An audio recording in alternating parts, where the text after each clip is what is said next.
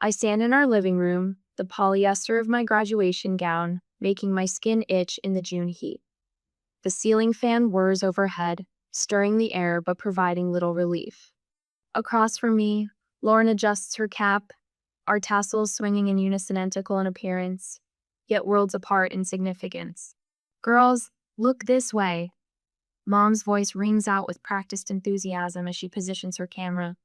But her eyes, I notice, linger on Lauren a beat longer, the familiar warmth reserved for my sister alone. The living room has been transformed into a shrine of academic accomplishment. Cream and gold streamers hang from the ceiling, and a large Congratulations Graduates banner stretches across the fireplace mantel.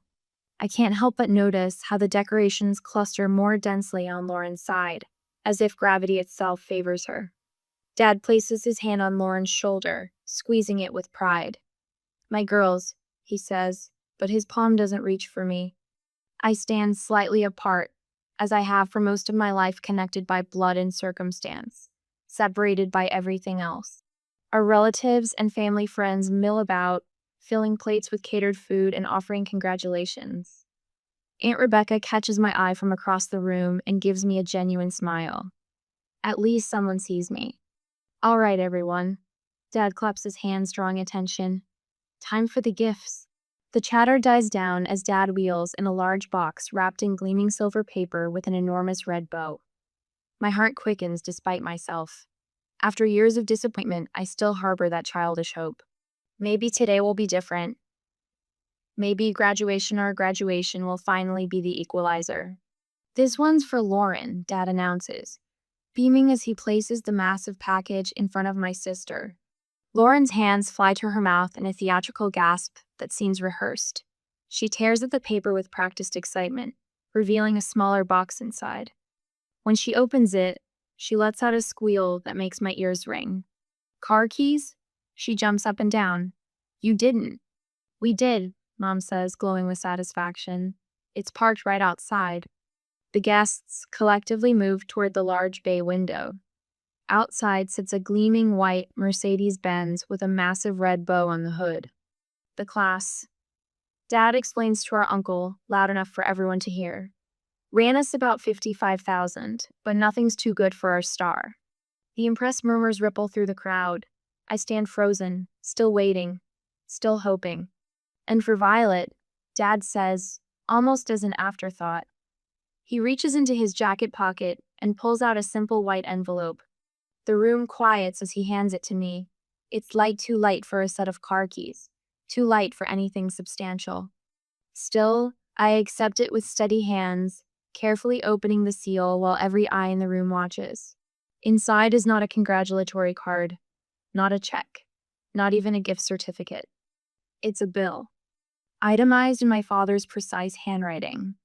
4 years of car insurance, $8,400. Contribution to household utilities, $7,200. Computer equipment, $5,500. Miscellaneous family expenses, $8,900. Total, $30,000. "We thought you'd appreciate this approach, Violet," Mom says, her voice drooping with false sincerity. "You've always been so practical." The room spins slightly. I stare at the numbers, each one a confirmation of what I've always known but never wanted to believe. My trembling fingers betray me, though I fight to keep my face composed. A memory flashes. Christmas morning, age 10. Lauren unwrapping the latest gaming console while I received sensible clothes for school.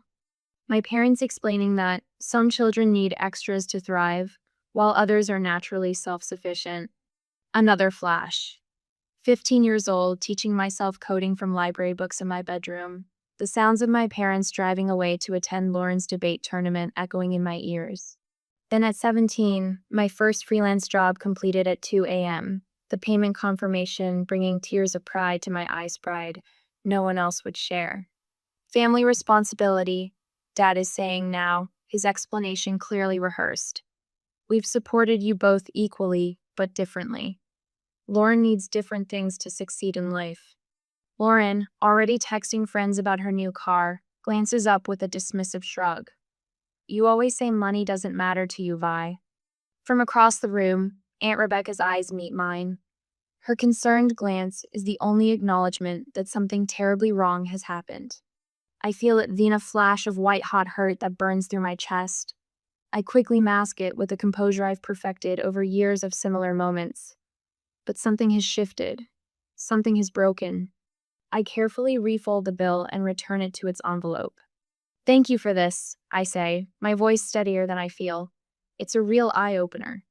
No one seems to notice the weight of my words. The party continues around me, as guests drift outside to admire Lauren's Mercedes. I stand alone in the center of the living room, invisible as always. I slip upstairs to my bedroom while congratulatory exclamations float up from the driveway. Inside, I close the door quietly and pull my pre-packed suitcase from beneath the bed.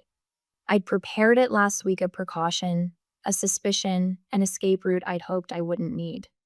As I place the last few items inside, I hear Lauren revving the engine of her new car, the sound of freedom that was given to her, while I am expected to pay for the privilege of having existed in this house. Today was supposed to be our day, but then it never really was our anything. I zip the suitcase closed. It contains everything I truly need. And what I need most right now is to leave. Morning sunlight filters through the thin blinds of my new apartment. The space is small, but truly mine. I sit at the edge of the bed, my fingertips tracing the worn cotton of unfamiliar sheets. My phone buzzes for the fourth time this morning. Catherine. That's how I think of her now. Not Mom. Names create distance, and distance is what I need. I let it ring until silence fills the room again. 11 missed calls, I murmur, scrolling through the notifications. 3 from Catherine, 4 from Richard, and 4 from Lauren. The timestamps show escalating concern or perhaps inconvenience. The first calls came around 9 last night, casual in their spacing. By midnight, they were coming every 20 minutes. By this morning, panic had set in. I imagine the scene at home, Catherine discovering my empty bedroom, the closet cleared of essentials, dresser drawers half empty. Richard dismissing it with a wave of his hand. She's just being dramatic. She'll be back. Lauren would have claimed my bedroom before noon.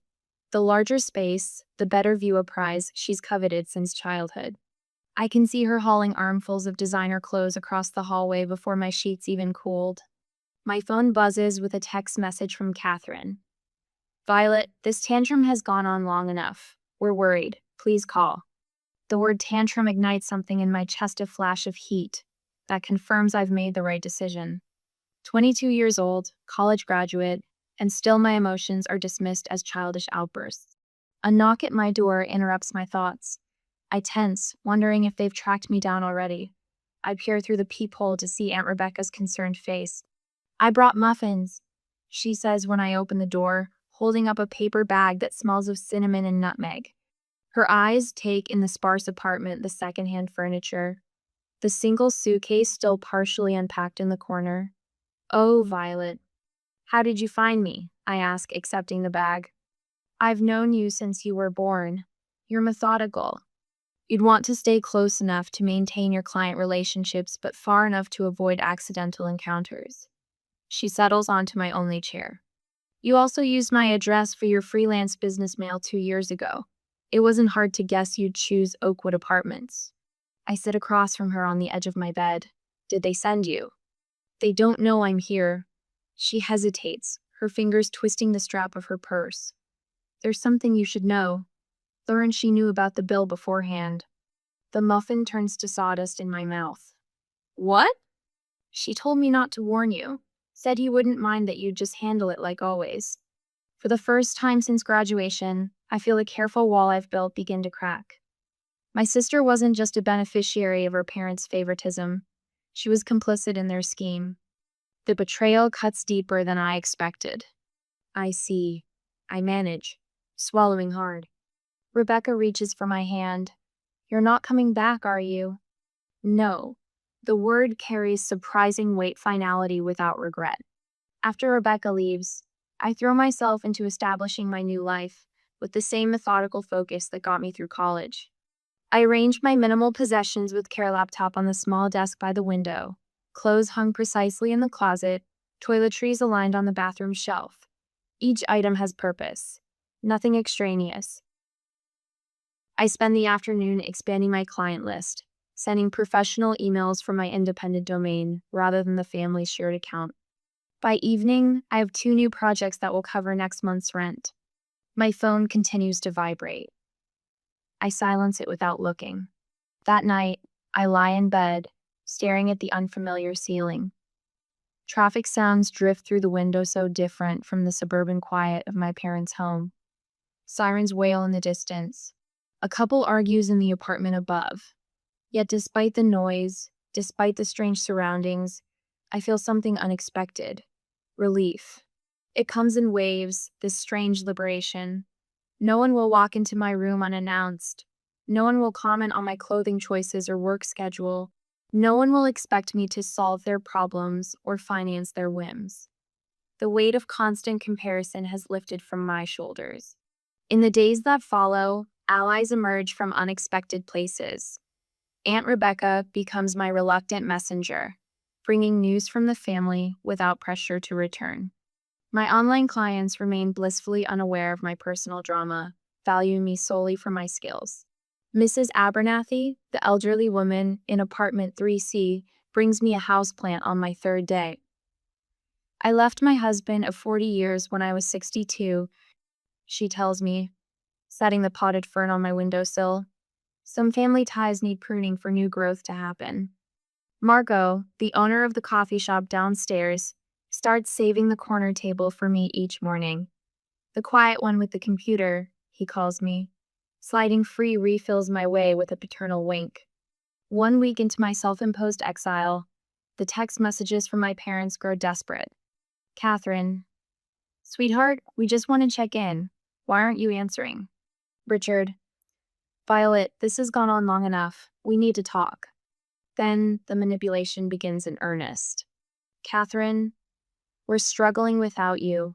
You know we've always supported you. Richard, your sister is asking about you. Don't you think you're being selfish? I read each message carefully, my thumb hovering over the reply button. Instead, I simply leave the read receipts as my only acknowledgement. Let them see that I've read their words. Let them wonder why I choose silence. Let them feel, for once, what it's like to be ignored. 2 months of silence feels like power in my hands.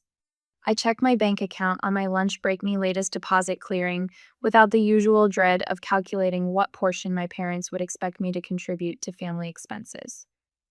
The number grows steadily, unmolested by others' needs. My phone buzzes with the 7th voicemail this week.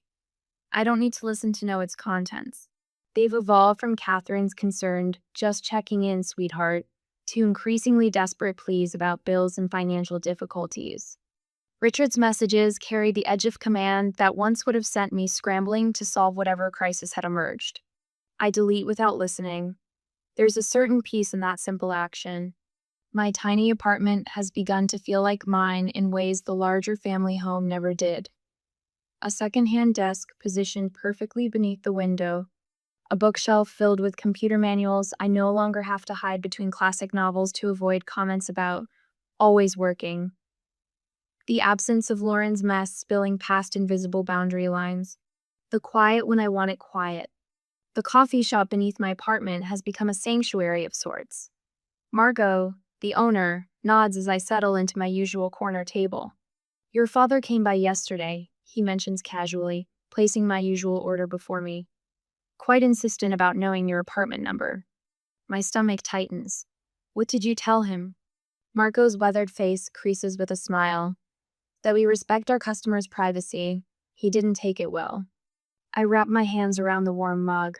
Thank you. Family's complicated, Marco says with the wisdom of his 60-plus years. But it should never be combat. At my desk that evening, I open the most recent email from a tech company needing database work. The offer is larger than any contract I've handled before. My fingers hover over the keyboard, old habits whispering that I should consult with Richard first. But Richard never consulted me before presenting me with a bill for my existence. I accept the contract without seeking anyone's approval but my own. Later, I find myself leafing through a small notebook I've kept since I was 15. Each page documents instances of imbalance: Christmas gifts with approximate values, school events attended or missed, praise given or withheld, financial support offered or denied, the clinical accounting of a child trying to understand why love seemed to flow so naturally toward one daughter while requiring justification for the other. I'd never shown it to anyone, partly from shame at appearing so petty. Now I recognize it wasn't pettiness, but self-preservation documentation against the gaslighting that accompanied every confrontation about unequal treatment. You're exaggerating. We support you both equally, just differently. Lauren needs more encouragement to succeed. The knocking startles me. 3 sharp raps, followed by a familiar voice. V, I know you're in there. Lauren, my twin, my opposite, my lifelong competitor for resources I never wanted to compete for. I opened the door to find her looking smaller somehow. The confident posture she'd perfected at 16 seems diminished. Her designer Percy high school graduation gift hangs from her arm, but her usual polished appearance shows cracks.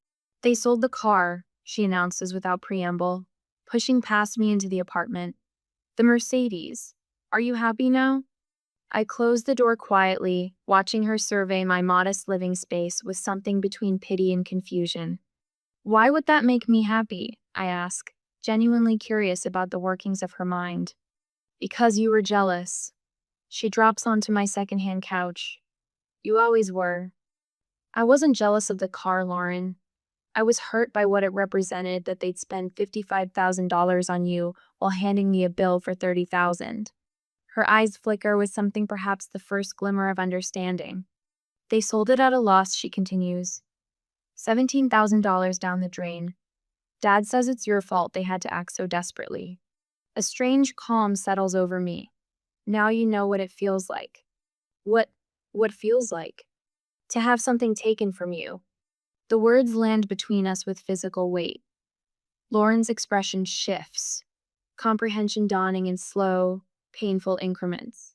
They're really struggling, Vi, she says, her voice smaller. The credit card bills were higher than they let on. Dad says they were counting on your savings. My savings? I interrupt, the calm fracturing slightly. The money I earned teaching myself coding while you were at debate tournaments they drove you to? The money I made at night after finishing the chores they assigned primarily to me? That savings? Lauren examines her manicured fingernails. They said you owed. I know exactly what they said. They've been saying it my entire life without speaking the words directly. My purpose was to make everyone else's life easier.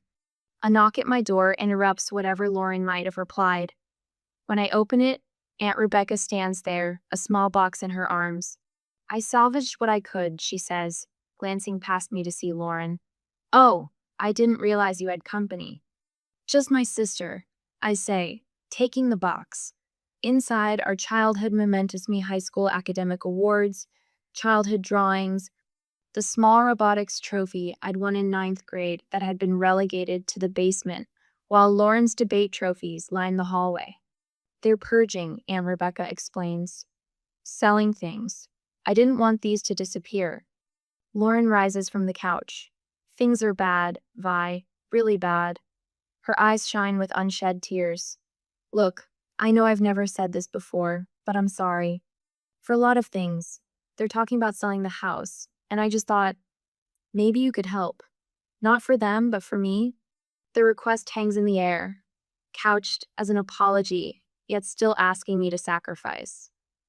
The familiar family dynamic reasserting itself, just with different words. No, I say, the single syllable carrying the weight of 1,000 unspoken ones from my past. Lauren blinks. What? I said no, I won't rescue them. Or you. I set Aunt Rebecca's box on my desk. I spent my whole life solving problems I didn't create. I'm done. After they leave Lauren in teary indignation, Aunt Rebecca, with a gentle squeeze of my hand, I finally allow myself to cry.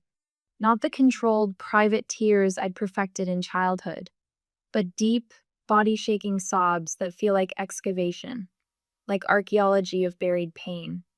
I cry for the child who kept a notebook documenting her own diminishment, for the teenager who believed that if she just worked harder, she'd earn the love freely given to her sister, for the young adult who received a bill instead of congratulations on her graduation day.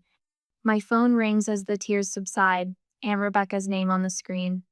They're selling the house, she says without greeting. They have no choice now. The family home, the site of 1,000 small wounds and occasional moments of joy, the physical space that contained my systematic erasure. And I manage, unsure what she expects from me. Your father listed it this morning. Below market value, needing a quick sale. She pauses. With what you've saved in that new contract you could buy it, Violet. You could buy your family home. The irony lands like a physical blow. Me, purchasing the very house my parents never fully allowed me to belong in. Why would I want it? I ask, voice steady despite the storm inside. I don't know, Aunt Rebecca answers honestly. Revenge? Healing? Closure? Or maybe just because you can. After we hang up, I sit in the growing darkness of my apartment, weighing power against peace, justice against freedom. The choice before me isn't really about real estate at all. It's about whether taking back your power means using it the way it was used against you, or forging something entirely new from the ashes of what was taken. I sit cross-legged on my apartment floor, surrounded by spreadsheets and financial projections. The mid-morning sun streams through my single window, catching dust motes in its beam. My laptop screen displays my savings account balance, a number that has grown steadily since I left home 6 months ago. Enough to buy the family house if I wanted to. My phone buzzes with another notification. Catherine, I've stopped thinking of her as mom, in my private thought shiz, sent her third email this week. The subject line reads, "This was your home too, don't you care?" The automatic filter I created sends it straight to a folder I check only on Sundays when I'm emotionally prepared. I've set similar boundaries for texts and voicemails. Technology serving as the barrier my parents never allowed me to build. I return to my calculations. The money I've saved, properly invested, will secure my own future. Not theirs. Not Lauren's. Mine.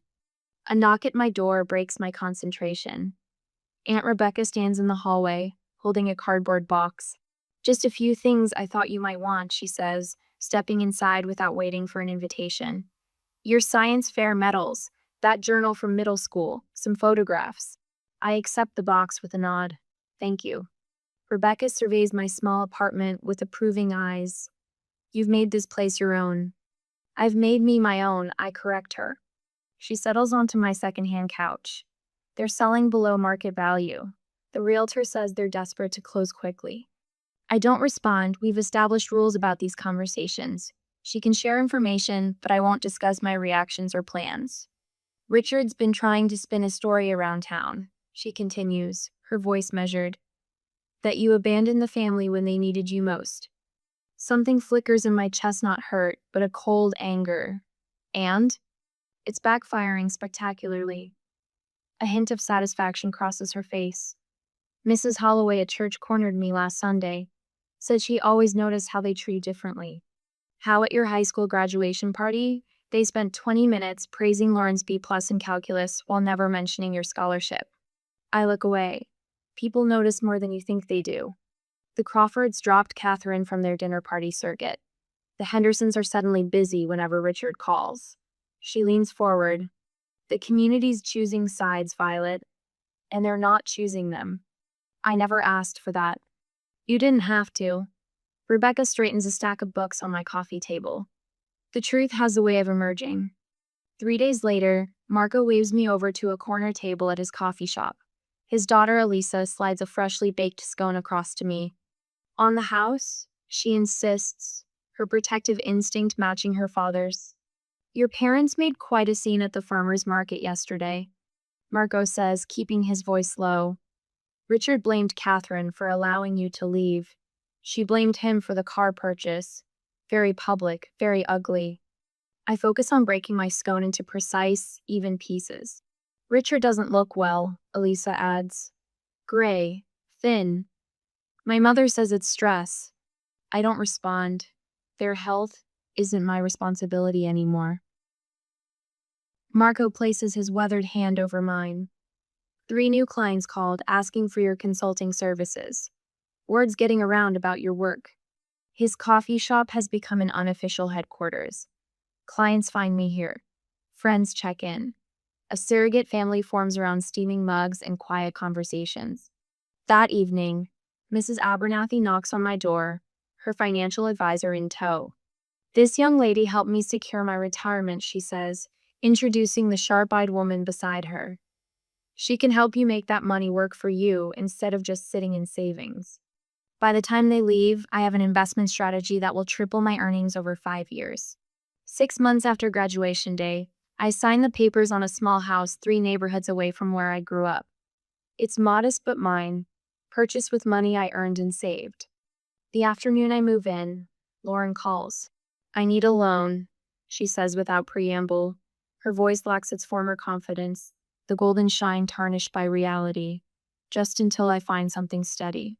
And what are you doing to find something steady? I ask, unpacking dishes in my new kitchen. I have an interview tomorrow. The admission comes reluctantly. Retail. Nothing like what I was supposed to have. The Mercedes was what you were supposed to have too.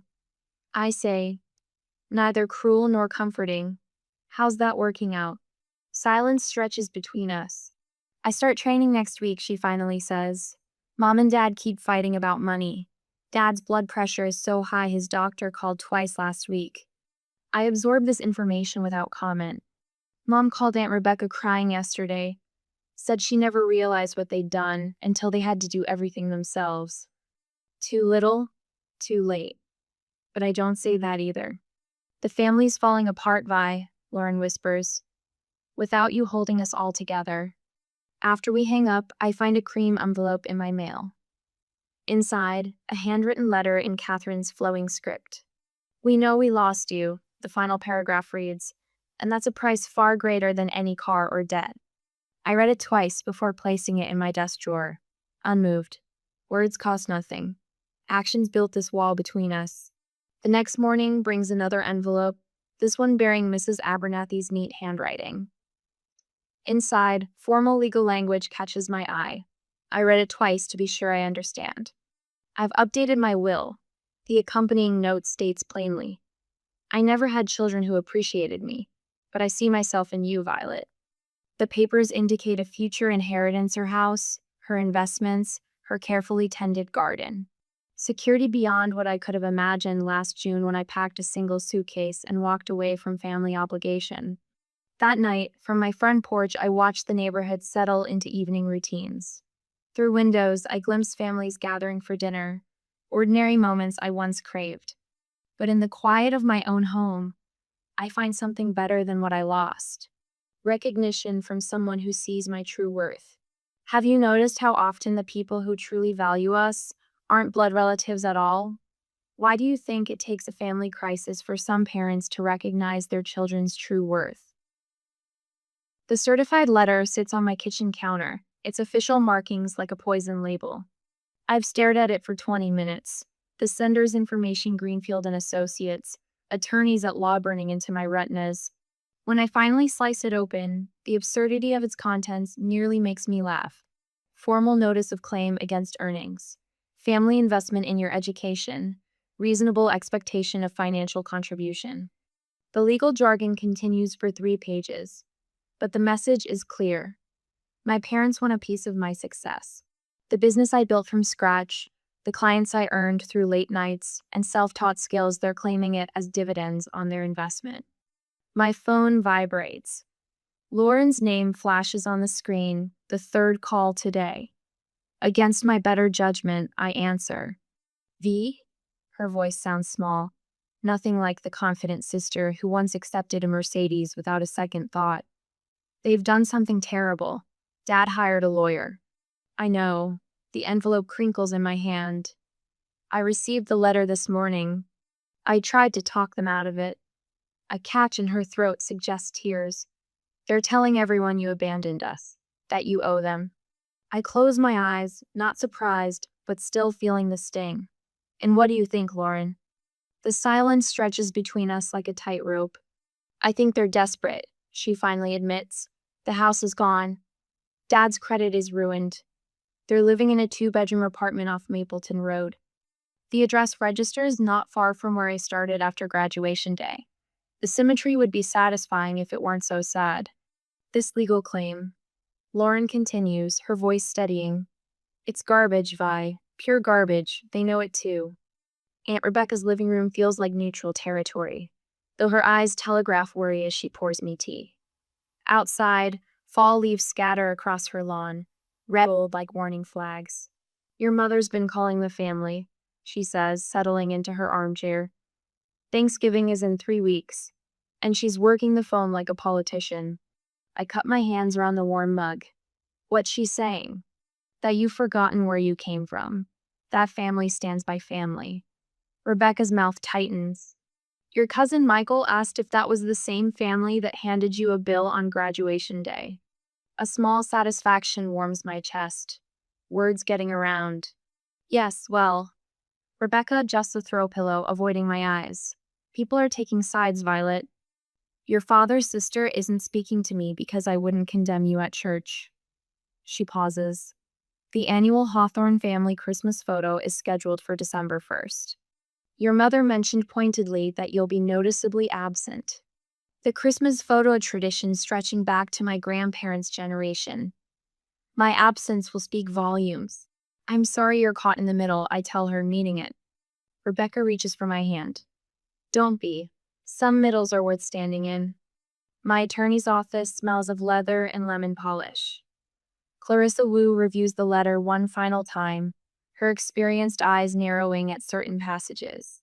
This is legally indefensible, she states, setting it down with a decisive tap. No court would entertain the notion that parents are entitled to their adult child's earnings as repayment for raising them. I've brought my documentation leather portfolio containing years of financial records. Every inequity meticulously noted. Lauren's car insurance paid while mine wasn't. My computer equipment purchased from my own savings while Lauren's came as gifts. College application fees covered for one twin, but not the other. We could countersue, Clarissa continues, flipping through my records with raised eyebrows. Emotional distress. There's certainly evidence of differential treatment. The thought of dragging my family through court, exposing our private pain for public consumption, sits like a stone in my stomach. What's the alternative? Clarissa closes the portfolio. Sometimes the most effective response isn't legal at all. The letter takes me 3 days to write. I check each fact twice, strip away accusatory language, and focus on documenting the timeline. No editorializing, just events. When I attach a copy of the graduation bill, $30,000 of itemized family expenses, the narrative needs no embellishment. I send it to my extended family, my parents' close friends, and the church community that has been my parents' social circle for decades. The final paragraph offers Lauren assistance with job searching and career counseling, should she want it. I don't send it to hurt them. I send it because the truth, plainly stated, is the only defense I have against their revisionist history. The responses come like rainfall after drought, first a few drops, then a downpour. Aunt Rebecca calls to tell me my father's brother, always their staunchest ally, asked them point blank about the bill at Sunday dinner. Your mother couldn't look him in the eye, she says. She excused herself and cried in the bathroom for 20 minutes. Lauren texts that the lawyer has withdrawn the claim. No explanation given, just a formal letter of disengagement. At the grocery store, I run into Mrs. Peterson from my parents' church. She squeezes my arm and whispers, "We had no idea, dear, no idea at all." She slips me a Thanksgiving invitation before hurrying away. The power has shifted. Not because I sought revenge, but because I finally stopped protecting them from the consequences of their actions. Aunt Rebecca's Thanksgiving table gleams with polished silver and crystal glasses that catch the afternoon light. I smooth my dress forest green, simple but elegant hand, help her arrange name cards for the 12 guests. Are you sure about this? She asks, placing my card at the head of the table, opposite from where my parents will sit. I'm sure. My voice is steadier than I feel. Guests began arriving: cousins, Rebecca's friends, Lauren. My sister freezes when she sees me, then rushes forward, her embrace awkward but genuine. "I didn't know you'd be here," she whispers, her eyes scanning my face. "I should have seen it, Vi. All those years, I should have seen how they treated you." I step back, studying the sister who once accepted my invisibility as the natural order. "What changed?" Lauren's eyes fill. "They did it to me too. Once you were gone and couldn't be the responsible one anymore, they expected me to fill your role." She wipes at a tear. "I'm so sorry, Vi. I didn't leave to hurt anyone, Lauren." I tell her, the truth simple but powerful. I left to save myself. The doorbell chimes. Rebecca glances at me, and I nod. She disappears into the foyer, and murmured voices drift in familiar cadences that once defined my world. My parents step into the dining room. Catherine's hand flies to her mouth, her eyes widening in shock. Richard stops abruptly, his face draining of color as if he's seen a ghost. I continue slicing the turkey, my movements deliberate and calm. "Happy Thanksgiving," I say, meeting their eyes directly for the first time in over a year. "Please sit down." I stand in my home office, fingers tracing the award plaque from last month's Business Journal feature. "Self-made success gives back." 2 years have passed since graduation days, since I walked away with nothing but a suitcase and a bill that quantified exactly what my family thought I was worth. The letterhead of the scholarship foundation I established catches my eye: 5 students this year, all self-supporting through college, each receiving what I never did, recognition of their resilience. Next to it sits a local newspaper with my photograph. The mentorship program for young adults from difficult families has garnered community attention. Not the revenge I once craved, but something better. Redefinition. My Christmas tree stands in the corner, each ornament chosen with purpose. A handed angel from Mrs. Abernathy, a delicate glass teacup from Aunt Rebecca. No random accumulation, just carefully chosen pieces reflecting actual connections. 2 months ago, I sat beside Lauren at her business school graduation, our parents conspicuously absent. "I told them not to come," Lauren had said, her voice carrying newfound steadiness. "Today I wanted family who's proud of me for the right reasons." The housewarming gathering last weekend still lingers in my memory, the chosen family that fills my larger home with genuine warmth. Aunt Rebecca arrived with the family quilt tucked under her arm. "This belongs with you now," she said, placing it in my hands. "Some traditions are worth keeping, even when others aren't." Lauren stood awkwardly in the corner until Mrs. Abernathy took her arm. "I'm officially adopting your sister," my elderly neighbor announced with characteristic bluntness. "It's never too late to find the family you deserve."